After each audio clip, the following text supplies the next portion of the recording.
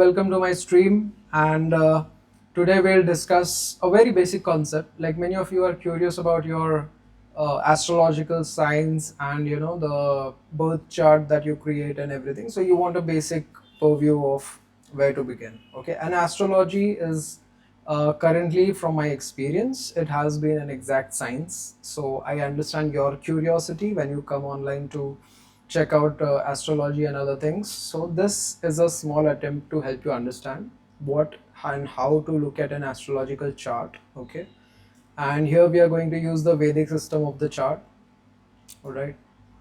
So a typical Vedic system chart will have. Can you see? Yeah. So it will have this square box. Okay. Then it will have a sections made out like this. All right. These are the four major quadrants. Then there are four minor quadrants which begin around halfway from here, then halfway from here, then another halfway from here, and then another halfway from here. So this is a typical chart what you come across when you look at Vedic astrology. All right. And the numbering system of a Vedic astrological chart, this is number 1, then there is 2, and we have 3, on and on. So all the charts go counterclockwise, like all the houses go counterclockwise. All right. This is 5, then we have 6, then we have 7, then we have 8, then we have this is 9, and we have 10. Finally, there are houses 11 and 12. So these houses, they actually represent the zodiac signs. I will just post up a reference of all the zodiac sign list with numbers. I will just images. Okay, this is tough. All right, we have got something. So we will copy this image and I will post it here for your reference. Right, this is all the charts 1 through 12. Okay, so 1 is Aries, 2 is Taurus, 3 is Gemini, 4th is Cancer, 5th is okay, I think Leo. Yeah, that's Leo. So this is how we define it in the Vedic system. Now what you come to know about this is wherever your number 1 is, okay, 1, this number, this is very important because this defines where Aries is. Okay, this number 1 will be Aries. And once you figure out where is 1, then you can move on counterclockwise, naming all the other houses, and this is usually how it happens in the Vedic astrology. So this is how you start. All right, so you have started, you understood the concept of all the houses. All right, so 1 is Aries, 5 is Leo, 9 is Sagittarius, 10th is Capricorn. You know all these houses, you can just refer any list online and you will figure it out. So this is one part, and once you have these houses, so what happens is in your astrological chart, the houses play a very important role. They are ruled by one or the other planet. Okay, so let's actually put up a list of which house rules what zodiac, which house rules what zodiac planet. All right. Okay, this is good. So here we have a referential list. Okay, let me put it out for you guys. Copy image. We have all these planets. Okay, let's cut this out. You don't need that. So these are all the houses, the 9 planets of the zodiac. All right. So as you can see, these are all the houses. So it starts with Mars. Mars is ruler of number 1, Aries, and then it's catapults into Taurus for Venus. The third house is Mercury. Fourth house is Moon.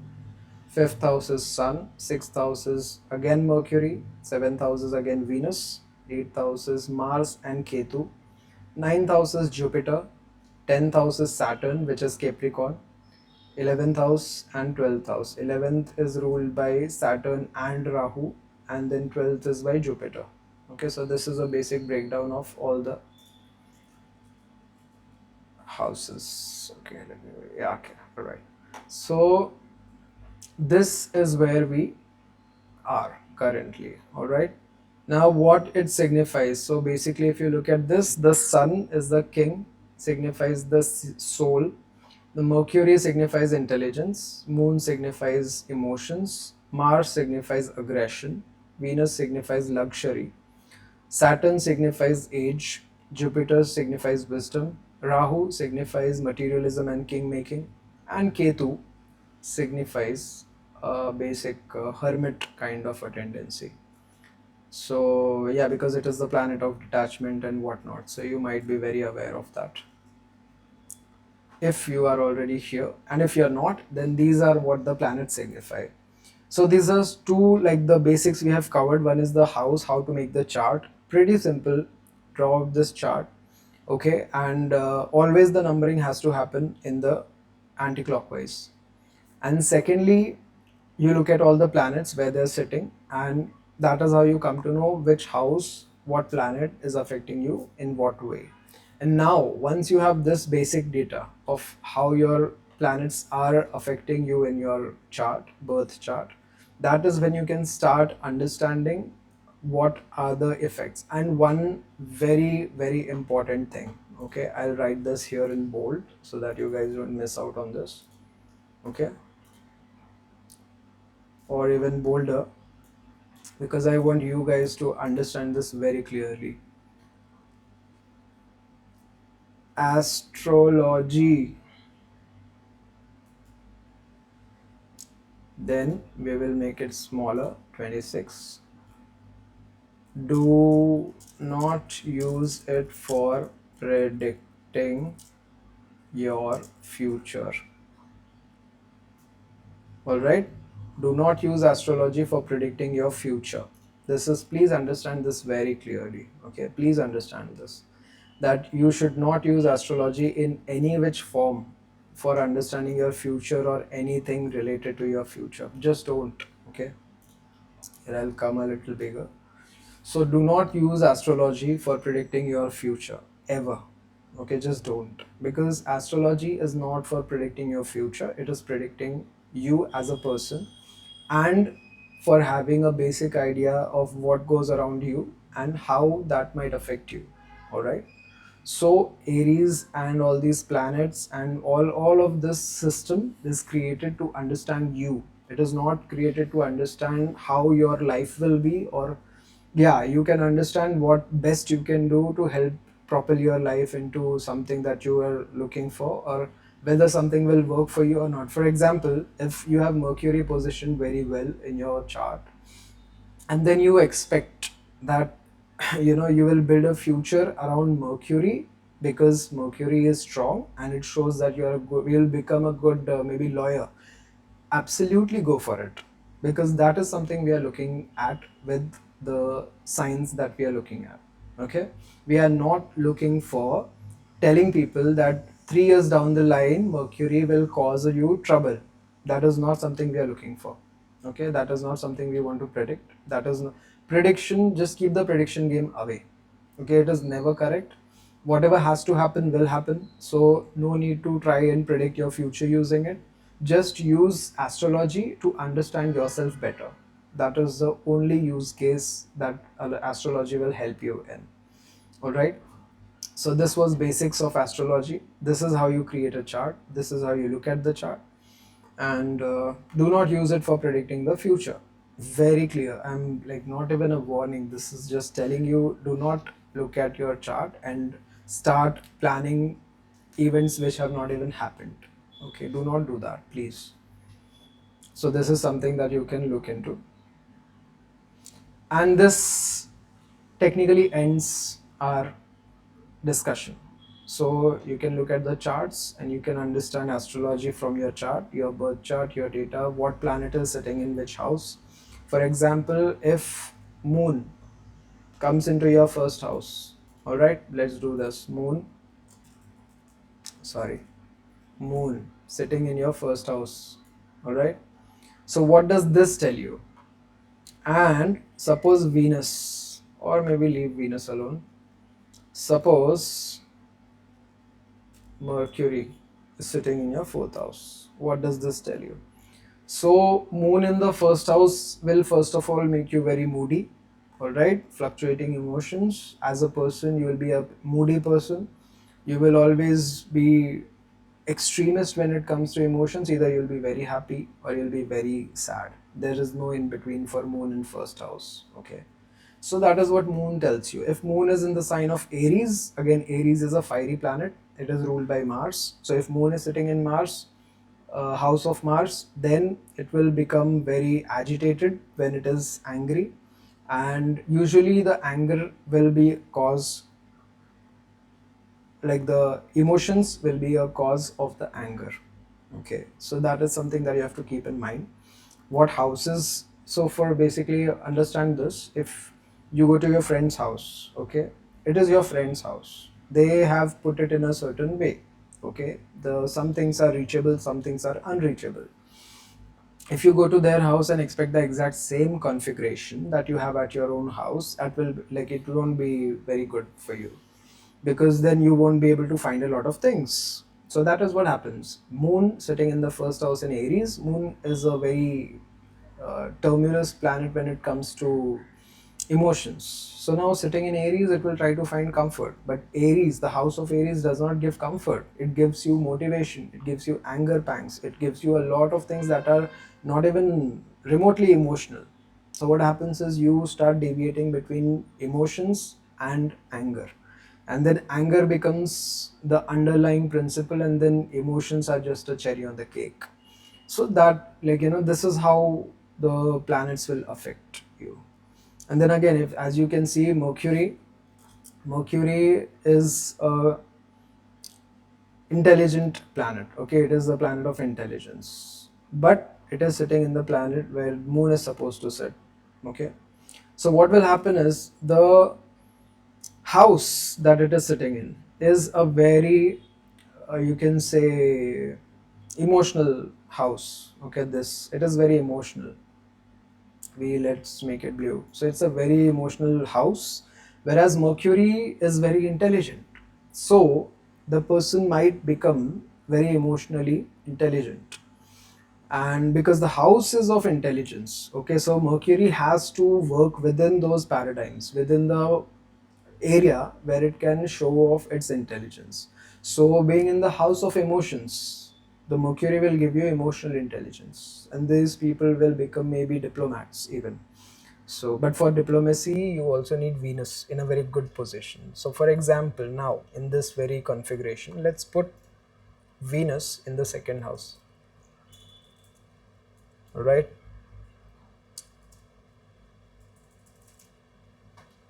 Or Venus. Okay, so we put Venus in the second house. Now, what will Venus do in the second house? It will give you a lot of understanding on beautiful talking. So, because the second house is your throat, second house is also the house of Taurus. Naturally, if you can look at this, Venus is sitting in its own house. This is the house of Venus. All right, see, this is the house of Venus, the second house, and it concerns money, job, family. So, all these things are concerned in the second house. So, here Venus sitting inside Venus is a very good combination. It will give you an amazing amount of eloquence. Eloquence when you're speaking, it will give you a lot of understanding. It will give you a lot of ways to communicate, and it controls the throat. So your speech will be beautiful. Add to that the emotional intelligence that Mercury brings in the fourth house, and you are golden. So this is something that you have to understand. This is something that will help you out in astrology, and this is how, so I can start placing all the planets one by one, and you'll have a complete picture of a person. So where does their wisdom lie? If the wisdom is in the fifth house, Then Jupiter sitting in the fifth house will give wisdom from your family. All right, so you will be very wise in the decisions concerning your family. So even your family has to take note. They have to make sure that when they are making any decisions, if you have Jupiter in the fifth house, you have to have a say in whatever they are doing. Sorry, not this one. So when Jupiter is sitting in the fifth house, I have to really work on these skills. Jupiter sitting in the fifth house will make you an amazing consult. Like, people should always consult you in your family. Okay. But as you can see, it is the house of Sun and Jupiter. How do they interact? That's a different story. All right. So, but in the house of your house, whenever you're giving any advice, it will be very wise, very wise. Like, people will say that you take the most amazing decisions when it comes to your family. You'll be able to impart the best of decisions when it comes to your family. All right. And over that, if your Mercury is in fourth house, you will have very good emotional intelligence. If the Mercury is in seventh house, you'll have intelligence regarding your spouse or your partners. Mercury in the ninth house, it will give you a lot of intelligence when it comes to greater learning, like the higher learning, higher self. Because if you can see here, ninth house is luck and religion, and not just religion. Religion is basically a higher form of learning. So whenever it comes to learning, that will give you the upper hand. Okay, so this is how you look at your chart, and it is a very simple thing. I don't know why people fuss over it, but it is a very simple thing. Just make sure to do one thing. Okay, I'm putting this again in bold and in a square. Do not use astrology in any way to predict your future. Do not use it for predicting future. Okay, do not use it for predicting future. Let's, okay, this amount of I think putting things in perspective is good enough. So this is the first episode of understanding your planets. Okay, this is how astrology works, and if you have gotten a basic idea of how to look at the charts, this is something that you should look at. Okay, and that's it. Thank you for visiting. Let me know in the comment box what else about astrology is making you curious, so we can consider those points and we can start giving you those particular details. Okay, don't give me your charts to read. Okay, let's not do that. Let's not, this whole concept of reading your own chart is basically so that you can predict your own future. Got you. This is about understanding yourself, not predicting your future. Okay, do not predict your future. Again and again, I have to keep reminding you guys, do not predict your future. Do not let someone else predict your future. Do not let it happen. So if anybody is telling you about your future, just shake them off. Okay, do not let them do that. And this is it. Let's meet up for the next session soon. Send whatever queries you have in the comment box and I will look at that, and we will make another video about your queries. Thank you and take care.